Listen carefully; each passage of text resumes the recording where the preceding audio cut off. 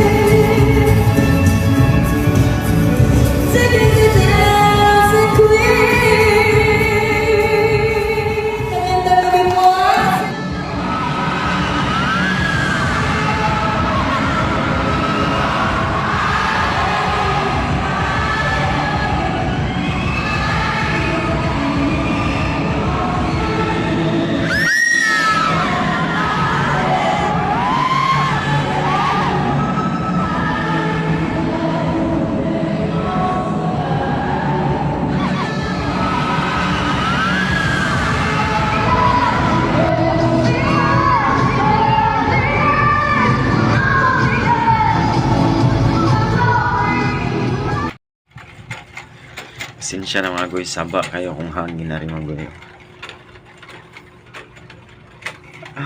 Saba kayo. So mo to mga goy, so unsay inyong ika-comment so na mga opinion sa uban mga goy, so akong tanahon so mo ni ilang opinion po about ani nga viral video. Bakit pinayagan sa loob ng church gawin yung pwede siguro sa labas maintindihan ko. Entrance, Mari, Dancing Queen. Harana para kay Maria. Ano si Maria nagsayaw ng Dancing Queen? Nakakaloka. Parang si Maria na pariwaragan. Hindi, bakit ganun? Uy, Mare. Oo. Diba? Sorry hindi naman ako Hindi, mali talaga yun. Hindi ako relihiyosong, sabihin mo yung talagang sobrang relihioso, Ang Mare. pinapasayaw ay Santo Niño, hindi si Maria. Hindi, kasi hindi. Loob mismo kasi ng simbahan. Sa It's altar. sacred place. Oo. And altar yun. Diba? Gaya nga na sinabi ko, Mare, Ipakita nga natin yung suot ni Julian San Jose sa mismong event. may slit pa. Naka-backless, ate. Oo, diba? Tapos nakatalikod Sa ka altar. sa altar mismo ng simbahan. Eh, di ba tayo nga bago kung saan ginagawa ang sagradong Yes, misa.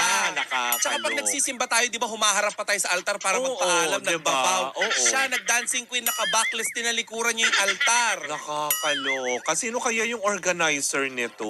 Hindi, parang Hindi, bakit tsaka bakit pinayagan din ng local government? nasa loob ng simbahan. Oo, kasi sabi ko nga 'di ba? Kasi nga 'di ba ngayon very very sensitive ang CBCP diyan, 'di ba? Kasi nga may mga pari nga lang na alam mo 'yon na nagiging influencer, medyo cautious na diyan talaga. Ay, alam mo 'di ba? Oo. Nasabi mo na din lang Oo, naman yan. oo. May mga chick, hindi ko alam kung totoo Oo. ha. May mga pare na pinagsabihan na dahil nga sa TikTok live. 'Di ba? Kasi nga bawal sila sa mga ganong klaseng engagements Oo. Although naiintindihan ko naman yung ibang mga pare that they share the word of the Lord. Okay lang 'yun. Pero yung mga ganitong aspeto na mag-concert, first time kong narinig, Mare. Nag-set up kayo sa loob mismo ng simbahan. May mga strobe lights sa mismong altar, diba? Mare. Yung kasuotan ni Julian San Jose, doon ako na Diba? Ipakita nga ulit natin. Wala rin bang nagsabi na wag natin gawin? Kasi Mare, 'di ba? Itong event na to ay harana para kay Maria. Oo, na ang patungkol saan? Kay Birheng Maria. Bakit ganun? 'Di ba dapat sagrado? Oo. 'Di ba dapat maski papaano itong event na to ay nilay ang ating mga kababayan. Mare, maiintindihan ko kung yung mga line-up of songs niya is puro mga gospel songs, okay yun. Pero Dancing Queen talaga? Alam mo, wala akong against sa talent ni Julian San Jose. Hindi, magaling siyang Oo. singer. Pero siguro yung ganong aspeto, 'di ba? Totoo ba? Na nakakaloka yung tao. Naku Mare, kahit pa, syempre Diba? tatanggap ka ng trabaho, alam mo ang gagawin mo doon, alam mo ang sasagasaan mo. Diba? Diba, hindi naman na batang paslit si Julian San Jose para hindi niya Correct. malaman kung ano man yung trabahong gagawin niya doon. Alam mo sa Correct. altar ka papasok at kakanta ka ng Dancing Queen. Oo. Yung lineup of songs mo, ikaw ang naghahanda noon hindi naman sila Okay lang Diba? sana kung mga gospel songs. Tapos yung medyo yung kasuotan sana appropriate doon sa lugar. Dancing Queen. Diba na nakakaloka? Kasi di ba Mare, naiintindihan ko, ulitin ko first time ko na marinig talaga sa loob ng simbahan. Marami, alam mo yun, na nasa events. Alam mo, maintindihan ko pa, Mare, Oo. kung pumasok doon si Julian San Jose, Oo. na hindi naman ganun, kahit sabihin mo yung yung hindi labas yung Alam mo yung liquid. corporate attire. Oo. Tapos Diba? ang kinanta niya yung I will follow you. Yung mga ganun, yung mga gospel songs Oo. nga, Mare. Hindi naman dancing queen, tapos nakalabas pa ang likod. Diba, yung mga ganun. Natuyo Tapos, talaga ang buhok ko. tapos ang slit ng gown, my goodness. Ginawa niyong entablado. Yung, Entablado talaga. diba? Yung Diba? mismong anong tawag doon sa gitna? Diba? Altar. Altar. Diba? Nangilabot po ako doon. Sorry Kumaga Ganun parang, na ba po natin hindi irespeto ang ating pong simbahan? I have nothing against Julian San Jose. Sa mga fans niya na mambabash sa amin, maiintindihan ko yun. Pero ako bilang pagtanaw lang din. For sure, kahit mapanood to ng ilan sa ating mga, alam mo yun, na kapamilya sa industriya tulad ni Chair Lala Soto, for sure, hindi siya mag-agree dito. Hanan. Siyempre. Kayo ba? Ano ba ang opinion nyo sa naturang issue ngayon ni Julian San Jose kung saan umawit siya Oo. ng mga wordly song kagaya na lamang ng Dancing Queen, Oo, diba? kagaya na lamang ng Edge of Glory ni Correct. Lady Gaga sa kanyang sa ginawang Pasensya na mga goy, panha, saba kayo. Hangin na rin mga goy. Saba kayo.